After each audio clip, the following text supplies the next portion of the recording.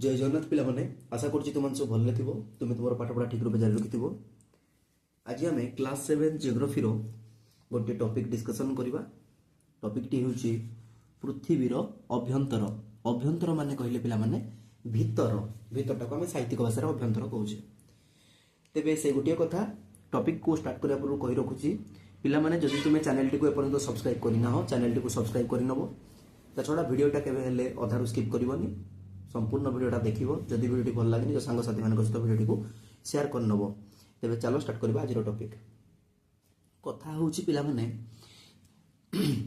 जेतो बेले आमे पृथ्वीर भीतर को जिबा अर्थात भूगर्भ को जिबा ता भितरे आमे मुख्यतः तीनोटी स्तर पाइबा। आज पर योर टेक्स्ट बुक तुम टेक्स्ट बुक कहवा अनुसार तुम पाठ्य पुस्तक कहवा अनुसार आमे भूपृष्ठ रु आमे सब भूपृष्ठ रे अछंती पिला माने भूपृष्ठ आमे तो भूपृष्ठ रु भीतर को जिबा माटी तळ को जिबा माने भूगर्भ को जिबा। भू माने पृथ्वी आमे पृथ्वी पृष्ठ रे अछंती बा भूपृष्ठ रे अछंती। जेतो बेले आमे भूपृष्ठ रु भीतर को जिबा माने माटी खोली खोली जिबा भूगर्भ रे पसी पसी जिबा आमे तीन गोटी स्तर पाइबा। कोन से तीन गोटी स्तर आमे आज डिस्कशन करिबा। ता पूर्वरु मो पिला माने तुमको कहि रखुछि जेतो बेले आमे भूगर्भ भीतर को प्रवेश करिबा जेते भीतर को जिबा ताप बढ़ी बढ़ी जीवो चाप मध्य बढ़ी बढ़ी जीवो ताप भी बढ़ी बढ़ी जीवो चाप भी बढ़ी बढ़ी जीवो भूगर्भ को आमे पसी पसी गले। एबे मो पृथ्वीर गोटे डायग्राम एठे ड्रॉ करूची तापरे आमे डिस्कशन करिबा। एटा को मु जानि कि टिके चेप्टा कर देछि कारण आम पृथ्वी संपूर्ण रूपे गोलक नुहे। बुझी परछो ना पृथ्वी होची गोटे अभिगत गोलक अर्थात पृथ्वी दुई मेरु ठारे सामान्य चेप्टा। तामाने जेमति भाव भगवान एमति पृथ्वी की दुई मेरु पाखर एमति चापी देछंती फल रे ए जो विषुववृत्त अंचलटा स्पीत हो जाइछि माने पेटुआ हो जाइछि। ठीक अछि एटा को मु टिके गार्ड कर दोछि जा फले कि तुमको बुझिया पाई टिके इजी होबो। एटा होछि पृथ्वीर बाह्यतम स्तर।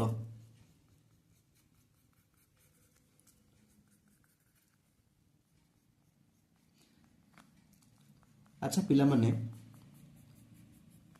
गोटे जिनस मन रखिबो आमे सब बेले पृथ्वी पृष्ठ रे वास करूचे। किछि पिला भाबंती आमे पृथ्वी भितरे अछंती या भितरे पिला माने आमे कोन मूसा ना कोन आमे माटी तळे रहइबा ना कोन तने आमे पृथ्वी ऊपर वास करंती। पृथ्वी रो सबुटु बाह्यतम स्तर ता ना होची कोन ना भूत्वक। एई स्तरडा को पिला माने कहंती भूत्वक। बुझियला भूत्वक रो ठीक भितरे गोटे स्तर अछि से स्तरटी की कहंती मेंटल बा मध्य मंडल।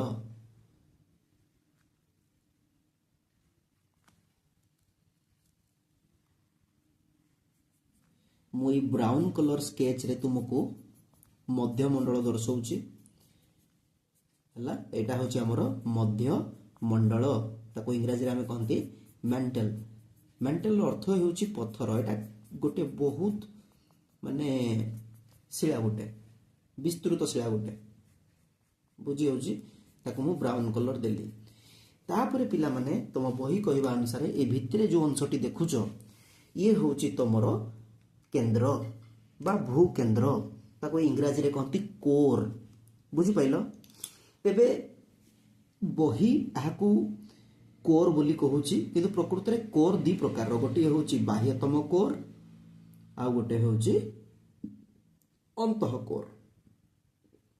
ई अंशटा होची जो रेड कलर मु मारुची वर्तमान स्केच रे करूची एटा होची हमरो बाह्य कोर देखि परथु। आ ई भीतर अंशटा जोटा मु ऑरेंज कलर रे मार्किंग करली एटा होची अंतः कोर बाह्य कोर अंतः कोर। किंतु तुम बही बाह्य अंतः कोर आ बाह्य कोर को डिस्टिंग्विश करिनी से कहूची टोटल ऊपर एटा होची कोर माने सब जांको से कहूची कोर। ठीक अछि क्लास 7 रे एते से डीप रे देइनी बस तीनटी स्तर कहिची। फर्स्ट वन इज क्रस्ट जोटा को हमें कहूचे भूत्वक तापरे ए ब्राउन कलर रे जोटा में सिग्निफाई करजे सेटा होचे हमर कोन मेंटल बा मध्यमंडल आउ जोटा सबुठु इनरमोस्ट जोड़ा आमर रोचे सेटा होची आमर केंद्र बा कोर। ठीक अच्छे वन बाय वन आमे डिस्कशन करिबा। First we will discuss about the crust माने भूत्वक विषय पढ़िबा। भूत्वक प्रथम कथा होची पिला माने एटा होची बाह्यतम स्तर। बाह्यतम स्तर कार ना पृथ्वीर ये जो त्वक लेखा है भू माने तो पृथ्वी त्वक माने होची त्वचा मन रख त्वक माने होची त्वचा। त्वचा माने कौन पिले त्वचा माने होची चर्म आम शरीर चर्म आम शरीर अंग गुड़ी को घोड़े जमी रखी थाए ठीक से परी यही स्तरटी पृथ्वीर माने अंतस्थ मंडल गुड़ी को घोड़े रखी तेणु ताको कहते कौन भूत्वक। এই ভূত্বকর উপরি ভাগକୁ जोटा आम बास करे ताको आम कहते भूपृष्ठ। ठीक अच्छे माने कहवाक गले लिटराली आम भूत्वक रे ही बास करूचे। तापरे कथा होची এই ভূত্বকরে মধ্য ঠাই ঠাই মানে এই ভূত্বকটা তুমি কব সার এটা এতে পতলা অবভিয়াসলি এই ভূত্বক जोटा आमर स्तरटा अछि एटा बहुत पतला किंतु तमे भाबनी जे तुमे ताको संपूर्ण रूपे मेसिन लगेगी ड्रिलिंग मेसिन लगेगी तमे ताको ड्रिल कर दबो। पिला माने वर्तमान आमे एते कैपेबल नुहंती we don't have that much resources to drill it out आमे ताको ड्रिल करि परिबानी काहेकि आम पाखे सेतिकी संसाधन सेतिकी सामर्थ्य नाही। आज मध्य टेक्नोलोजी सेते आगो को जाइनी जे आमे अर्थ रो क्रस्ट को माने पेनिट्रेट करिकी आमे मेंटल जाके पहुंची परिबा। एबे तमे कहबो सार ताहले एमती गुटे अछि भूत्वक भूत्वक तळे मेंटल थिबो मेंटल मेंटल तळे कोर थिबो एटा जानले केमती। विभिन्न प्रकार रेडियो वेव विभिन्न प्रकार माइक्रोवेव व्यवहार करिकी वैज्ञानिक माने पृथ्वीर भीतर स्तर गुड़िकर चित्र उपस्थापन करिसंती केही भी एई जाके पहुंची पार नांती। इवन आमे ए जो अर्थ रो क्रस्टटा जो बाहर स्तरटा भूत्वकटा आकु मध्य पेनिट्रेट करि पारि नांती। तेबे कथा उठी आमे केते बाटो खोली पारिसंती मन रखिथाओ परीक्षा से गभीरतम खणी सेटा होची केते जानिछ 4 किलोमीटर। एटा कोठे अछि ना साउथ अफ्रीका रे अछि मन रखिबो। गभीरतम तैलकूप तैल पाइबा पई को तैल ना पेट्रोलियम पाइबा पई जेटा कहते क्रूड ऑयल पेट्रोलियम रु पेट्रोल बारिबो केरोसिन बहुत जिंस बारे डीजल सब आसे। तेबे गभीरतम तैलकूप पई हम ड्रिलिंग करछे काहा को ड्रिलिंग करछे हमर ए जोड़ा हमर ग्रीन येडा जोड़ा मु देखैछि माने भूत्वक को आमे 6 किलोमीटर जाए ड्रिल करि परिछे। माने भाबो पिला माने आमे 4 किलोमीटर जाए खणी पाई खोलिछे आ ये करछे। एबे कथा हटु तुम कहबो सर एटा एक्चुअली केते मोटा की से मोटा विषय मु डिस्कशन करिवा पुरु तुमको कहि दउ जे भूत्वक पिला माने दुई प्रकार रो हला गोटे होची हमर महादेशीय भूत्वक महादेशीय भूत्वक ताले अन्यटी होची कोन ना महासागरीय भूत्वक।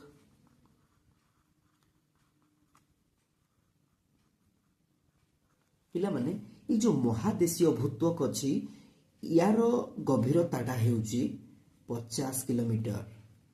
तुमे मु आमे समस्त वर्तमान महादेशीय भूत्वक ऊपर बसीचे यार गभीरता होची 50 किलोमीटर। आमे खळीचे केते ना खणी पाई आमे खळीचे जमा 4 किलोमीटर आ तैलकूप करिया पे आमे 6 किलोमीटर जाए ड्रिलिंग करि परिछे किंतु यार मोटेई होची केते 50 किलोमीटर। जदि मु महासागरीय भूत्वक कथा कहिबी ताले ये पिला माने होची जमा 5 किलोमीटर। तुमको सारा महासागरीय भूत्वकटा टिके बुझी हेलानी सुना।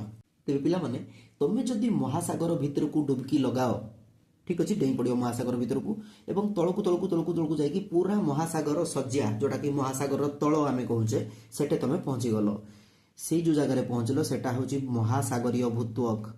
सेटा केते मोटेई ना सेठू जदि तुमे खोलिबा आरंभ करिवो तुमे 5 किलोमीटर खोली साइला पर तुमे मेंटल रे पहुंची जिवो जोटा कि मध्यमंडल जोटा ब्राउन कलर मारा हैछि ठीक अच्छे। तो आम कौन जानले भूत्वक दि प्रकार महादेशीय भूत्वक 50 किलोमीटर मोटेई महासागरीय भूत्वक 5 किलोमीटर मोटेई। महादेशीय भूत्वक अन्य नाम होउची सियाल। तुम एमती मन रख आमे सियाल ऊपर बसचे सियाल ठीक अच्छे। सियाल ता ना कौन पाई दिया है बिले ना एठे हमरो सिलिका अच्छी ତଥା ଆଲୁମିନିୟମ ଅଛି। ଆଲୁମିନିୟମ ତମେ କହିବ ସାର୍ ଆଉ କିଛି କ'ଣ ଖଣିଜ ନାହିଁ? ଅଛି ପିଲାମାନେ, କିନ୍ତୁ ସିଲିକା ଆଉ ଆଲୁମିନିୟମ ବହୁତ ଅଧିକ ମାତ୍ରାରେ ଅଛି। ତେଣୁ ଆମେ ମହାଦେଶୀୟ ଭୂତକକୁ ସିଆଲ କହୁଛେ। ଠିକ ଅଛି, ଏ ନାଁଟା ମନେ ରଖିବ, ସିଆଲ। ଠିକ ସେହିପରି ମହାସାଗରୀୟ ଭୂତକକୁ ଆମେ ସୀମା କହୁଛେ। ତୁମକୁ ସୀମା ପୁଣି କ'ଣ ନା ପିଲାମାନେ, ସିରୁ ଆସିଲା ସିଲିକା, ମାରୁ ଆସିଲା ମ୍ୟାଗ୍ନେସିୟମ। ବୁଝିପାରୁଛ? ଆମେ ଭୂତକ କଭର କରିଦେଲେ। ଏବେ ଆମେ ଯିବା ମଧ୍ୟମଣ୍ଡଳ ସ୍ଥଳକୁ, ଯୋଉଟାକୁ ମେଣ୍ଟାଲ କହନ୍ତି। ଠିକ ଅଛି, ଯୋଉଟାକୁ ମୁଁ ବ୍ରାଉନ କଲର ସ୍କେଚରେ ଚିହ୍ନିତ କରିଛି। ଏବେ ଆମେ ପହଞ୍ଚିବା ମଧ୍ୟମଣ୍ଡଳ। ତାକୁ କ'ଣ କହନ୍ତି? ତାକୁ ମେଣ୍ଟାଲ କହନ୍ତି। ଭୂତକକୁ ଇଂରାଜୀରେ କହନ୍ତି କ୍ରଷ୍ଟ। ପିଲାମାନେ ମଧ୍ୟମଣ୍ଡଳର ମୋଟେଇ ହେଉଛି, ଯେମିତି ଆମେ କହିଲେ ଭୂତକର ମୋଟେଇ କେତେ ନା ମହାଦେଶୀୟ ଭୂତକ 50 କିଲୋମିଟର, ମହାସାଗରୀୟ ଭୂତକ 5 କିଲୋମିଟର। ଠିକ ସେହିପରି ମଧ୍ୟମଣ୍ଡଳର ମୋଟେଇ ହେଉଛି ବା ହାରାହାରି ମୋଟେଇ ହେଉଛି 2900 କିଲୋମିଟର। ଚିନ୍ତା କର କେତେ ବଡ଼, କେତେ ମୋଟା ସେ, କେତେ ମଜବୁତ ହେଇଥିବ। ଠିକ ଅଛି, ଏ ହେଉଛି ମେଣ୍ଟାଲ ମଧ୍ୟମଣ୍ଡଳ। ଆଉ ପିଲାମାନେ ମଧ୍ୟମଣ୍ଡଳ ବିଷୟରେ ବେଶୀ କିଛି ତମ ପାଠ୍ୟପୁସ୍ତକରେ ନାହିଁ। ମଧ୍ୟମଣ୍ଡଳ ଭିତରେ ଅଛି ଆମର କୋର, ଯୋଉଟାକୁ ମୁଁ କହିଥିଲି ବାହ୍ୟ କୋର, ଆଉ ଗୋଟେ ହେଉଛି ଅନ୍ତଃ କୋର ବା ବାହ୍ୟ କେନ୍ଦ୍ର, ଅନ୍ତଃ କେନ୍ଦ୍ର। କିନ୍ତୁ ତୁମ ବହିରେ କେବଳ କେନ୍ଦ୍ର ହିଁ କହିଛି, ମାନେ ଏଇ ଅଞ୍ଚଳଟା, ଏଇ ଟୋଟାଲ ଅଞ୍ଚଳଟା। ଠିକ ଅଛି, ଏବେ ଆମେ ଭୂକେନ୍ଦ୍ର ବିଷୟରେ ପଢିବା। ଭୂକେନ୍ଦ୍ର ତାକୁ କୋର ମଧ୍ୟ କୁହାଯାଏ, ଇଂରାଜୀରେ ତାକୁ କୋର କୁହାଯାଏ।